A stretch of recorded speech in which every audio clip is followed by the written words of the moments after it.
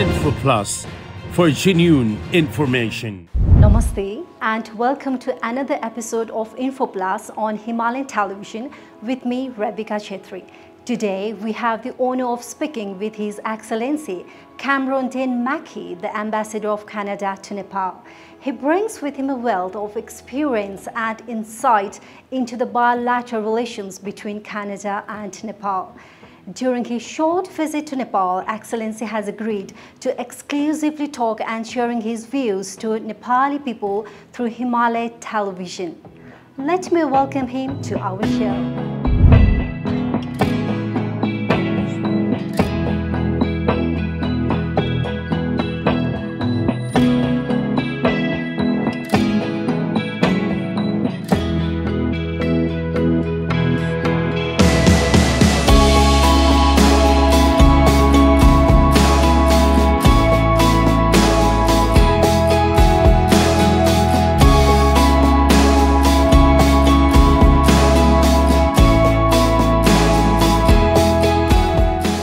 Mackie is a career diplomat with foreign policy and trade negotiations experience in Asia, Europe and the Americas. Before his assignment to India, he was Canada's ambassador to Indonesia and Timor-Leste.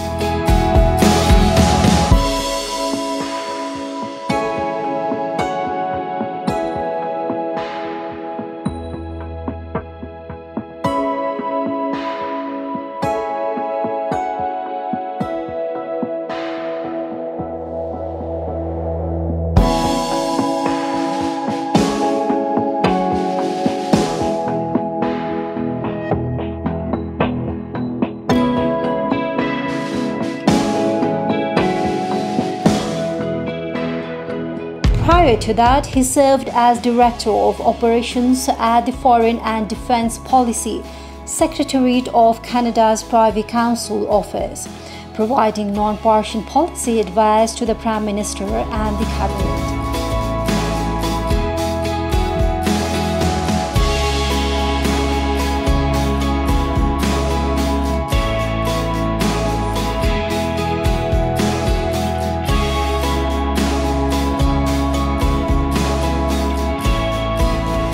In previous roles at Canada's Foreign Ministry, he was Director General for Trade Sectors, Director General for Trade Negotiations, and Director General for China Trade Policy.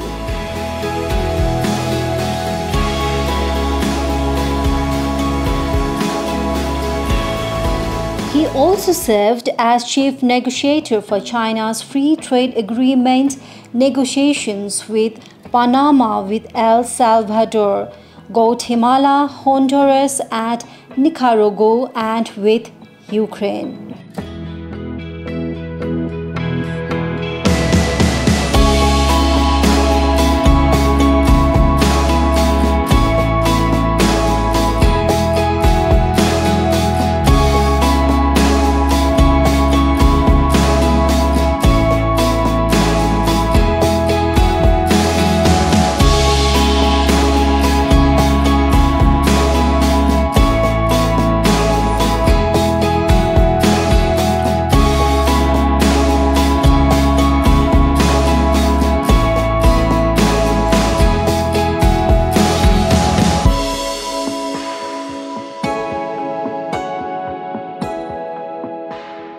Abroad from 2010 to 2012, he was ambassador to Costa Rica, Honduras, and Nicaragua. From 2001 to 2006, he served at Canada's permanent missions to the United Nations and the World Trade Organizations in Geneva.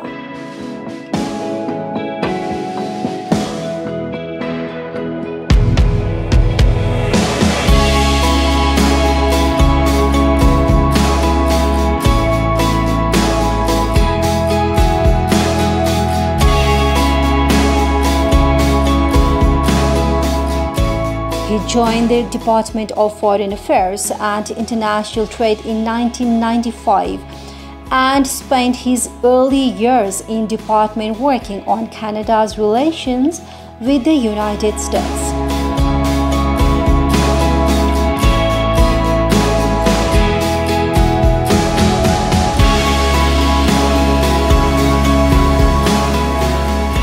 Ambassador Maki has a bachelor degree in economics and industrial relations from McGill University, Montreal, a master's degree in environmental studies from York University, Toronto, and is a graduate of the University of Ottawa's Mid-Career Certificate Program in Public Sector Leadership and Governance. He speaks English, French, and Spanish. He is married and has 2 children in university.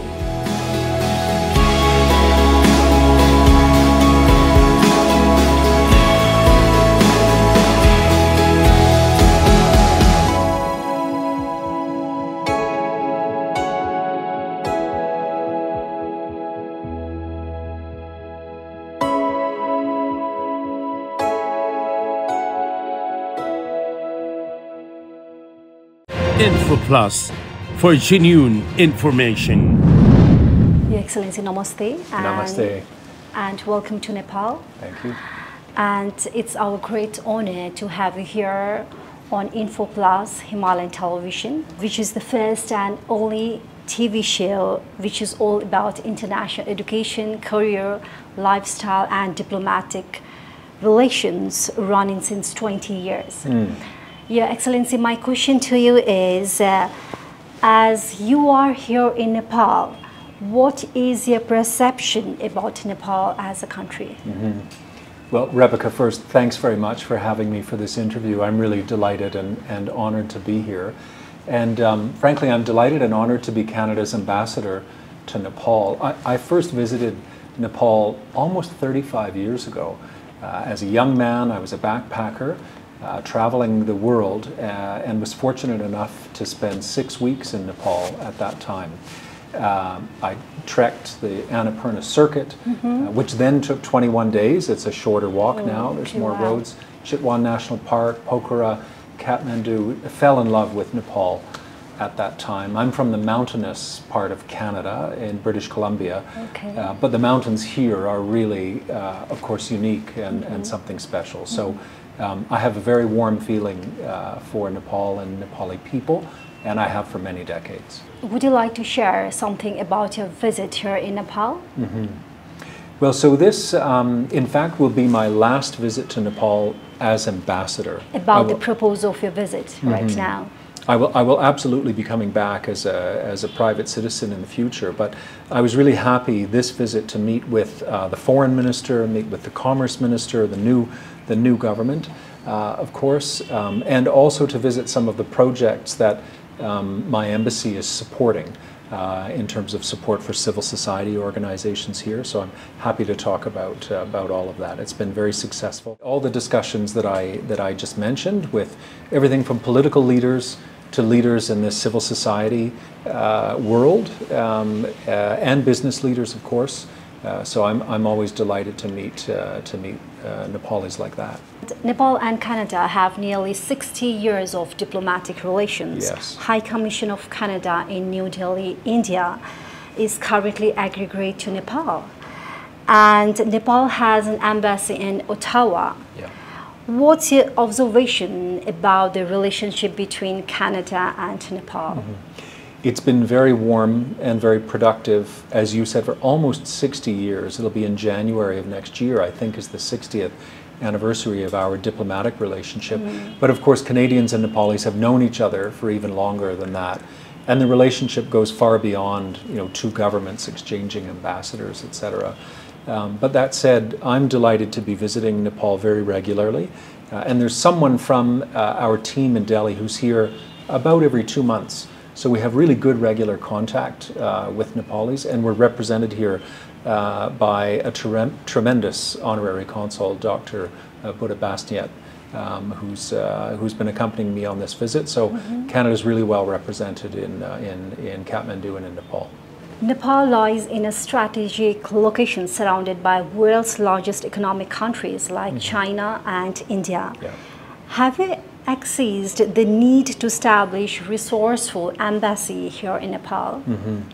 Well, I think first let me say that Canada really has a deep understanding of and a respect for Nepal being between, as you said, those two great countries, India and China. We too have big neighbors. We have the United States of America to the south. If you're looking at a map, over to the right, we have the European Union and the great powers of Europe. Just across the pond on the left, we have China, Japan, North Asia. And our northern neighbor is Russia, and used to be the Soviet Union. So geopolitically, we have much to talk about with Nepal, with the Nepali government.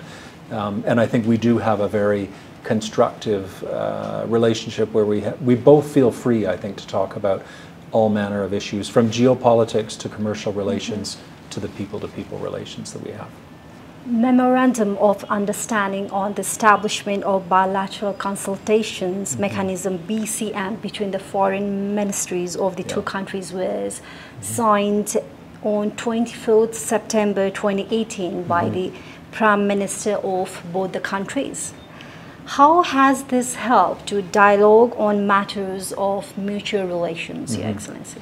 Well, I'm glad you brought it up, because it was in 2018 when Prime Minister Oli and my Prime Minister Trudeau were the two PMs who signed that document at the time. And we've had really good, constructive, high-level diplomatic consultations on 3 occasions since then, in Nepal and in Ottawa. We were the last to host in September of 2022.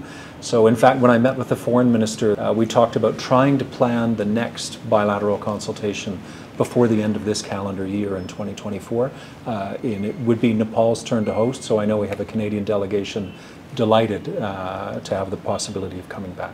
Canada has been Nepal's development partner since 1952. It's been a long time, isn't it, Your Excellency? Yes, when it joined the Colombo Plan. How do you see at the side of cooperation and its outcome so far? So we have, as you said, a really long-standing history of cooperation between our two countries, and it goes both ways, and that continues today. We do some big things together. I'll give you the example of nearly $100 million of Canadian funding through the Green Climate Fund for climate adaptation and resilience and mitigation here in Nepal. So I'll add to that actually through the Asia Development Bank, the ADB, $30 million for the Upper Trishuli hydroelectric project. So we do continue to do big things together with the big numbers. But some of the most important, I think, cooperation we have are some of the smaller things that we do. And my embassy, for example, manages a $220,000 a year fund called the Canada Fund for Local Initiatives, CFLI, and a post-initiative fund, it's called the PIF. And through those smaller envelopes of funding, we have really inspiring collaboration with civil society organizations here in Kathmandu. I visited 2 just this week. Yesterday morning kicked off a 2-day training session for women journalists to encourage them to do even more reporting on politics and international affairs. And that was with the Media Advocacy Group here, partnering with them. Visited the Rainbow Disability Nepal Center, another small organization that is bringing together people from the Pride community and the disabled community, and Canada is really happy to be partnering with an organization like that. Okay. Are you planning for some kind of project in collaborating with those organizations? So that funding that I was just describing is, again, some of the most inspiring that I've participated in. I have 2 more visits at a hospital, for example, where we're partnering, and we will annually be making these investments, again, with smaller civil society organizations to help support gender equality and women's empowerment, environmental protection, and response to climate change. Working with disabled people are some of the priorities that we have with that funding. The friendship between Canada and Nepal has been further strengthened by growing people-to-people relations. How have you envisioned to further strengthen the relationship between Canada and Nepal in coming days? Well, we're just delighted in Canada, which really is a country of immigrants. About 5% of Canada's population are Indigenous to Canada, our First Nations people, 95% of people, including myself, my ancestors, have roots in some other part of the world. Okay. And so among that incredible, wide-ranging groups of diaspora people, we have almost 50,000 Nepali Canadians now. And on top of that, at any given time, just over 20,000 young Nepalis taking their education a little bit further in Canada. So the people-to-people ties are strong and growing. While Canada and Nepal have enduring, exceptional and long-standing ties, bilateral trade remains modest. Yeah. Nepal is welcoming foreign direct investment on the sector of the interest. Mm-hmm. How does Canada view on this regard, Your Excellency? Well, so I agree that we do have some trade now. We have a little bit less than $50 million a year in bilateral trade in goods. A lot of that is agricultural goods going both ways, and some machinery and electronics, etc. But for a country of 32 million people in Nepal and 40 million in Canada, we should be trading much more than we are and investing more than we are. So I just met with the Commerce Minister. I talked about exactly that. How can we grow our trade and grow our investment? So ideally, when we have the bilateral consultative talks before the end of the year, commerce and developing our trade and commercial relationship will be part of that, so that we can create more jobs and prosperity in both countries. That's what this is really about. How do you envision the future of Canada to Nepal relations in coming days? And do you have any plans in future?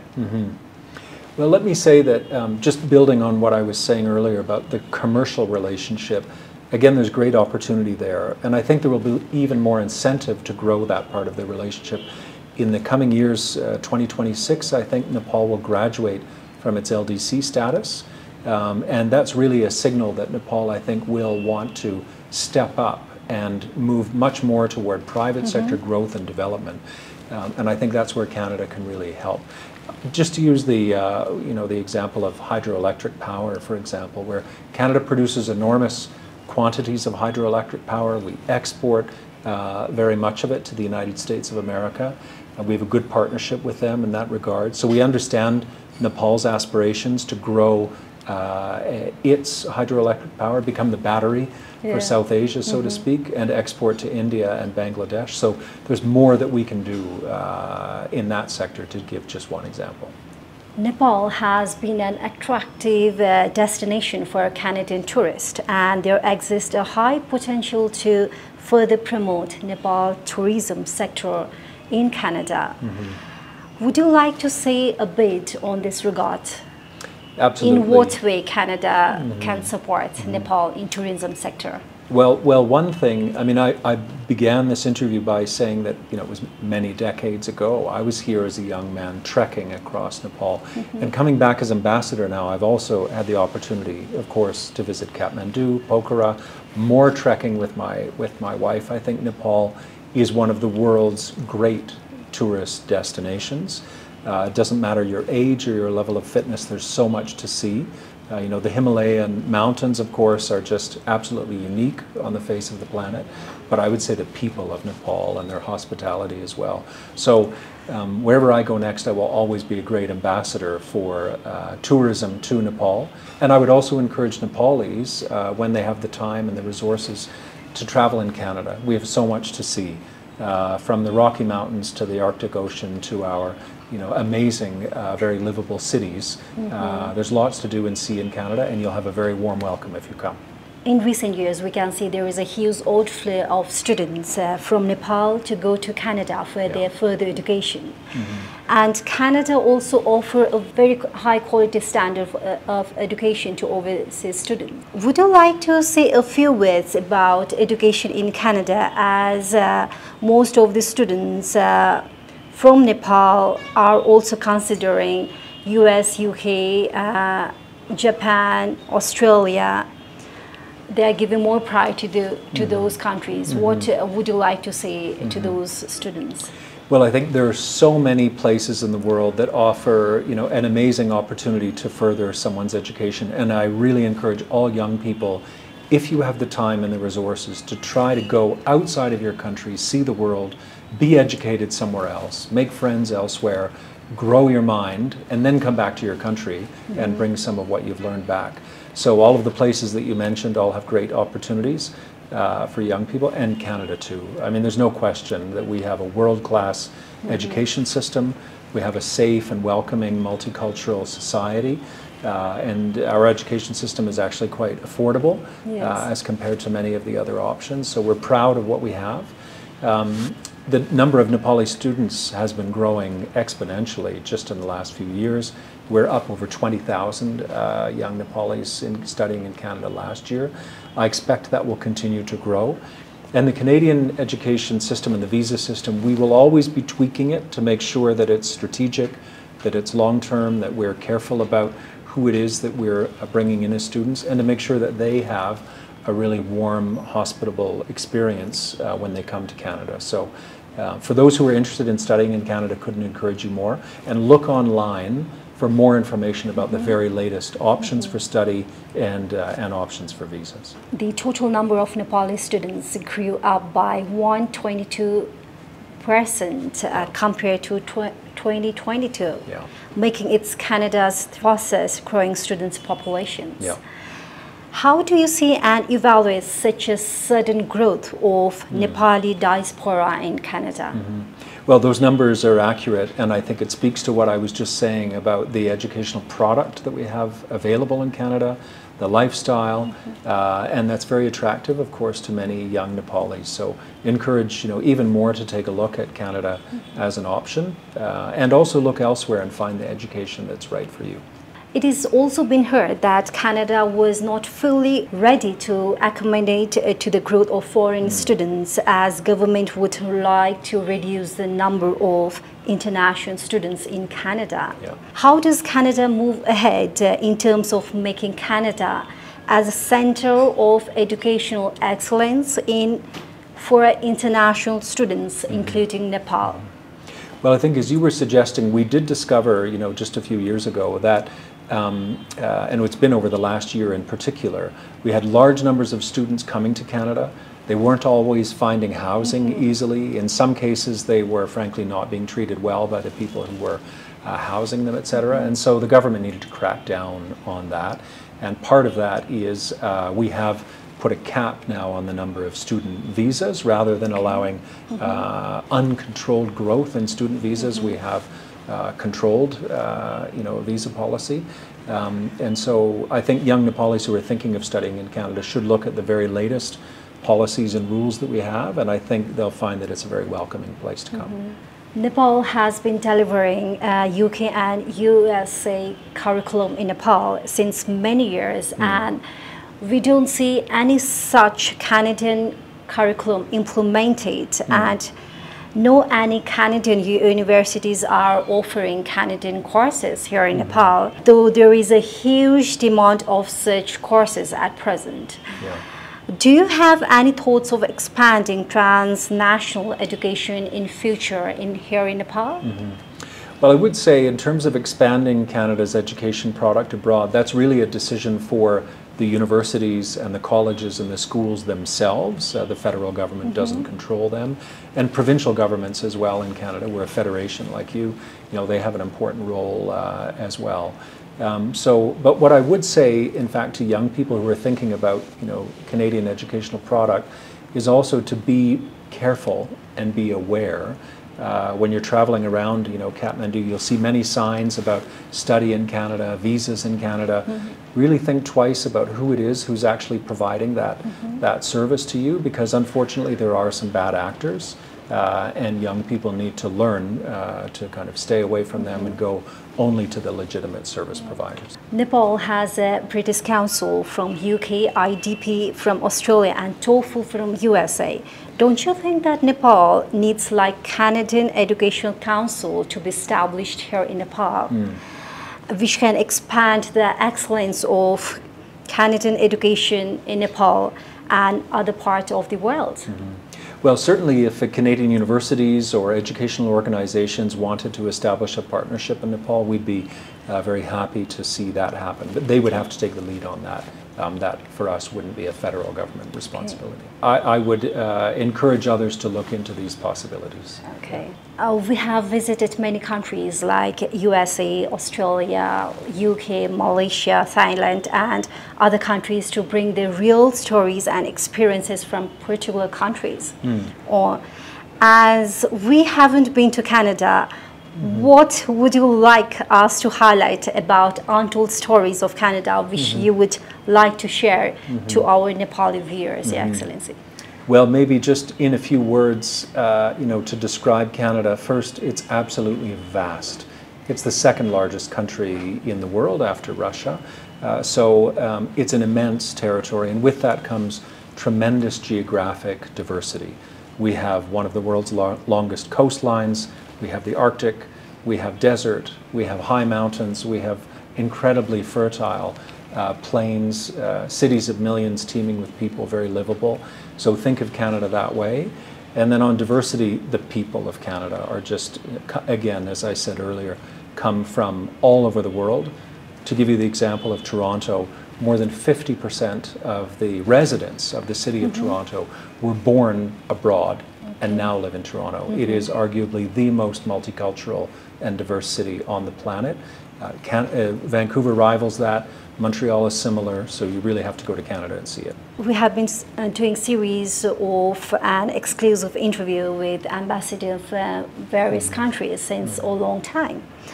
What's the message to Nepali viewers who will watch you on Himalayan television and in its social platform? What message you would like to give to all the viewers? I would say maybe most importantly one thing, and that is make friends with Canadians.